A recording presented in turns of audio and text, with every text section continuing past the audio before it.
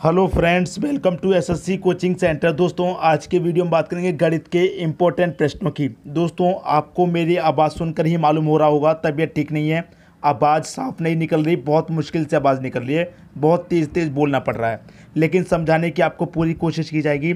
इसी वजह से मैं दिन में जो 2 या 3 वीडियो बनाता था, इसी वजह से नहीं बना पा रहा हूँ, क्योंकि गला बहुत ख़राब हो रहा है, आवाज़ बहुत कम निकल रही है। तो ठीक है, कोई बात नहीं, मैं कोशिश अपनी पूरी करूँगा। चलिए स्टार्ट करते हैं। पहला प्रश्न है, 1 से 70 तक की कितने प्रतिशत संख्याओं के वर्ग के अंत में 1 आता है। 1 से लेकर 70 तक की बात कही है उसने, 1 से लेकर हमें 70 तक, ठीक है, उससे ऊपर नहीं। किन संख्याओं के अंत में 1 आता है, किसके अंत में, वर्ग के अंत में। तो मैं आपको एक बता दूं, अगर आप 1 का वर्ग करेंगे तो 1 मिलेगा, इकाई अंक, ठीक है। 2 का करेंगे तो इकाई अंक 4, 3 का करेंगे तो 9, 1 नहीं मिलेगा। 4 का करेंगे तो 16, 16 में 6, 5 का करेंगे 25, 25 में इकाई अंक 5, 6 का करेंगे 36 में इकाई अंक 6, 7 के में 49, इकाई अंक 9। चलिए मैं इधर लिख देता हूँ ताकि सारे कन्फ्यूज़न खत्म हो जाए। 1 के स्क्वायर में 1 आता है, अगर आप 2 का स्क्वायर करेंगे तो 4, 3 का करेंगे तो 9, 4 का करेंगे तो 16, 5 का करेंगे स्क्वायर तो 25 रहेगा, 6 का स्क्वायर करेंगे तो 36 रहेगा, 7 का स्क्वायर करेंगे तो 49, और 8 के स्क्वायर में 64, और 9 के स्क्वायर में 81 रहेगा, ठीक है। और 10 का स्क्वायर करेंगे तो 100 रहेगा। जीरो वाली संख्या का स्क्वायर करते हैं तो 0 रहता है। और हमसे कहा गया है वर्ग के अंत में 1 आना चाहिए। 1 के स्क्वायर के अंत में 1 आएगा, और किस संख्या के अंत में 1 आ रहा है भाई, यहाँ पर आप देखेंगे 9 का स्क्वायर करेंगे तो इकाई अंक 1 आ रहा है, ठीक है। अंत में 1 किसके में आता है, या तो संख्या हमारी 1 हो या फिर 9 हो। अब हमने क्या किया, 1 से स्टार्ट किया, 1 के वर्ग के अंत में 1 आएगा, 1 के बाद में 9 का वर्ग करेंगे तो 1 आएगा, इकाई अंक।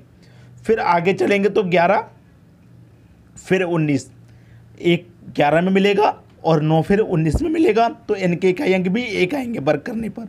उसके बाद में फिर 21 का रहेगा, फिर 29 का रहेगा, 31 का रहेगा, 39 का रहेगा, 41 का रहेगा, 49 का।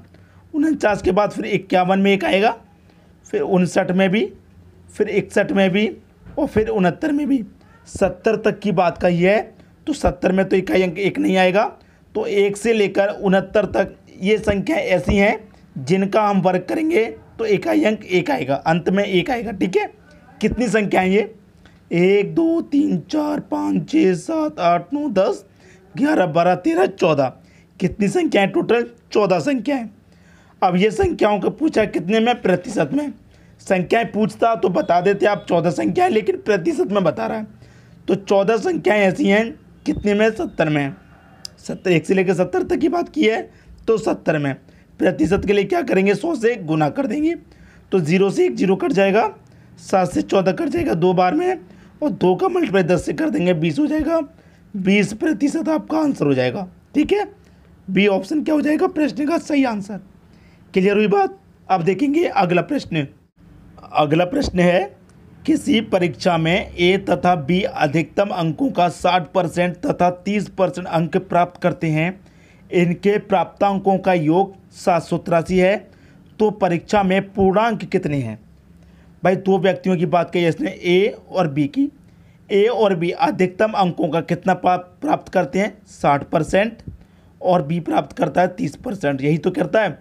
इनके प्राप्तांकों का योग 783 है। भाई इनका योग हमें कितना दे रखा है, 783 दे रखा है। अब अंकों में 783 है योग, और प्रतिशत में योग कितना है, 60 और 30 90% है। भाई कितना है, 90 है। अब इसको हम पूछ रहा है कि पूर्णांक कितने थे। पूर्णांक कितना होता है, अपने आप में 100% होता है, तो 100% का मान निकालना है तो 100 से गुना कर देंगे। 0 से तो 0 चला जाएगा आपका, 9 से कटाएंगे, कितनी बार में कटेगा, 9 8 72, 78 में से 72 तक का चला गया, 6 बचेगा, 3 जोड़ देंगे 63, 9 7 63, 87 का मल्टीप्लाई 10 से करेंगे, 1 0 लग जाएगा, 870 आ गया। तो परीक्षा में पूर्णांक कितने थे, 870 थे पूर्णांक। क्लियर है, ये आपके प्रश्न का बिल्कुल सही आंसर हो जाएगा। 870 कहाँ दे रखा है, 870 दे रखा है बी ऑप्शन में। क्लियर हुई बात, सभी को प्रश्न बहुत अच्छे से क्लियर हो गया होगा। अब देखेंगे अगला प्रश्न। अगला प्रश्न है, एक छात्रा को परीक्षा में उत्तीर्ण होने के लिए 40% अंक प्राप्त करने थे, मतलब 40% अंक लाने थे। उसने 178 अंक प्राप्त किए तथा 22 अंकों से अनुत्तीर्ण हो गया, मतलब फेल हो गया। तो पूर्णांक ज्ञात करो। पूर्णांक मतलब पेपर कितने नंबर का था वो पता करना है। अब देखिए, एक छात्र को परीक्षा में उत्तीर्ण का मतलब है पास होने के लिए। पास होने के लिए क्या करना था, 40% अंक लाने थे, पास के लिए 40%। तो आपको ऐसे प्रश्न में करना क्या होता है, दोनों तरफ पास पास बना लीजिए, इधर भी पास बना लीजिए आप। ये पास हो गया, इधर भी पास। 40% अंक लाने थे, उसने 178 अंक प्राप्त किए। उसने कितने प्राप्त किए, 178 अंक। और 22 अंकों से अनुत्तीर्ण हो गया, मतलब फेल हो गया। 22 अंकों से वो फेल हो गया। अगर ये 22 अंक इसको और मिल जाते तो ये पास हो जाता। तो 178 में 22 अंकों की कमी रह गई जिससे वो फेल हो गया। अगर ये 22 अंक और प्राप्त कर लेता तो ये पास हो जाता। तो हम इसको ये 22 अंक और दे देंगे जिससे कि ये पास हो जाए। तो ये भी पास हो गया, ये भी पास हो गया। 40% बराबर 178 में 22 जोड़ दो, 200 हो जाएगा। पूछ रहा है अनुत्तीर्ण हो गया तो पूर्णांक ज्ञात करो। भाई बहुत सिंपल है, 40 बट्टे में आ जाएगा। पूर्णांक 100% का मान पूछ रहा है, 100 से गुना कर दीजिए। 0 से 0 गया, 4 5 20, 5 का मल्टीप्लाई 100 से कर देंगे, 500 आपका आंसर आ जाएगा। 500 दे रखा है बी ऑप्शन में। सभी को प्रश्न अच्छे से समझ में आ गया, किसी को भी प्रश्न में कोई समस्या पर नहीं होगी। अब देखेंगे अगला प्रश्न। अगला प्रश्न है, चीनी तथा पानी के 12 लीटर घोल में 4% चीनी है। घोल को गर्म करके वाष्प द्वारा 2 लीटर पानी उड़ा दिए जाने पर शेष कितने प्रतिशत चीनी है। भाई पहले कितना मिश्रण है, पूरा 12 लीटर का घोल है जिसमें कि चीनी दे रखी है 4%, ठीक है। फिर कह रहा है कि 2 लीटर पानी उड़ा दिया। भाई 12 लीटर पूरा घोल था जिसमें से 2 लीटर उड़ा दिया तो 10 लीटर ही तो बचा। अब इस 10 लीटर में चीनी की मात्रा कितनी है ये पूछ रहा है, नहीं पता हमें तो एक्स मान लेते हैं।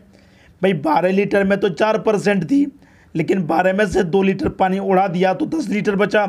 अब इस 10 में कितनी चीनी है ये आपको बतानी है, ठीक है। क्लियर है। यहाँ पर चाहो तो प्रतिशत का साइन लगा सकते हैं आप, ये कट जाएगा बाद में। भाई 4% चीनी है, बाद में कितने प्रतिशत होगी नहीं पता, तो कट जाएगा प्रतिशत प्रतिशत, ठीक है। 12 चौक ये 48 हो जाएगा। 10 का मल्टीप्लाई एक्स से करेंगे ये 10x हो जाएगा। अब जो संख्या मल्टीप्लाई में होती है बट्टे में आके हो जाती है वो, ठीक है। ये x रहेगा, जो संख्या मल्टीप्लाई में होती है बट्टे में आ जाती है। अब देखिए 10 से भाग देंगे तो क्या हो जाएगा, 4.8 बराबर x। तो x की वैल्यू कितनी आ जाएगी, 4.8। और x का आपने किसे माना था, कितने प्रतिशत चीनी बची वही तो बतानी है। तो 4.8% चीनी बचेगी हमारी, 4.8%। सी ऑप्शन आपके प्रश्न का सही जवाब हो जाएगा। पहले तो प्रश्न आपको कठिन लगा होगा, लेकिन अभी बिल्कुल कठिन नहीं है। ऐसे प्रश्न परेशान करते हैं मुझे मालूम है, आज के बाद नहीं करेंगे। अब देखेंगे अगला प्रश्न। अगला प्रश्न है, 3 लीटर चीनी के घोल में 40% चीनी है। इस घोल में 1 लीटर पानी मिलाए जाने पर नए घोल में कितने प्रतिशत चीनी होगी। भाई पहले कितना घोल है, 3 लीटर का, जिसमें 40% चीनी है। फिर कह रहा है कि 1 लीटर पानी और मिला दे रहे हैं, पहले से 3 था, 1 लीटर और मिला देंगे तो 4 हो जाएगा। अब कितने % चीनी होगी ये बात हमें नहीं पता, तो उसे x% मान लेते हैं। तो वही पहले की तरह प्रतिशत कट जाएगा। 3 का 40 से मल्टीप्लाई कर दो, कितना हो जाएगा 120। 4 का x से कर दो 4x। मल्टीप्लाई वाली संख्या बटे में आ जाती है तो 120 बराबर इधर x बचेगा, मल्टीप्लाई वाली संख्या बटे में आ जाएगी। 4 से कटेगा, 4 त्रिक 12, 1 ही 0। तो x का मान कितना निकल के आ गया, 30। तो कितनी चीनी बचेगी, 30%। सी ऑप्शन में दे रखा है, ये आपके प्रश्न का सही आंसर हो जाएगा। पहले चीनी 40% थी, लेकिन 1 लीटर पानी और मिला देंगे तो चीनी बचेगी 30%। सभी को प्रश्न अच्छे समझ में आ गया होगा, किसी को भी प्रश्न में कोई समस्या नहीं होगी। अब देखेंगे अगला प्रश्न। अगला प्रश्न है, 300 ग्राम चीनी के घोल में 40% चीनी है। इसमें कितने ग्राम चीनी और मिलाई जाए कि नए घोल में 50% चीनी हो। याद करिए, मिश्रण वाला जो तरीका मैंने आपको पहले बताया था, जो मिलाया जाए या घटाया जाए उसे काम में नहीं लेना, याद है आपको। चलिए स्टार्ट करते हैं। यहाँ पर आपको 2 चीज़ें हैं, एक घोल है चीनी का और दूसरा पानी ले लेते हैं, ठीक है। चीनी 40% है। अब आपको बहुत अच्छे से मालूम है कि कोई भी घोल हो उसकी क्षमता अपने आप में, उसकी जो मात्रा होती है अपने आप में 100%। जो भी घोल रहेगा, जो भी मिश्रण होगा अपने आप में 100% होगा। अब 100 में से 40% चीनी है तो पानी 60% होगा, तभी तो दोनों मिलके 100 होगा। अब कह रहा है कि कितने ग्राम चीनी और मिलाई जाए कि नए घोल में 50% चीनी हो। चीनी 50% होगी तो पानी भी 50% होगा, तभी तो दोनों मिलके 100 हो जाएंगे। क्लियर है?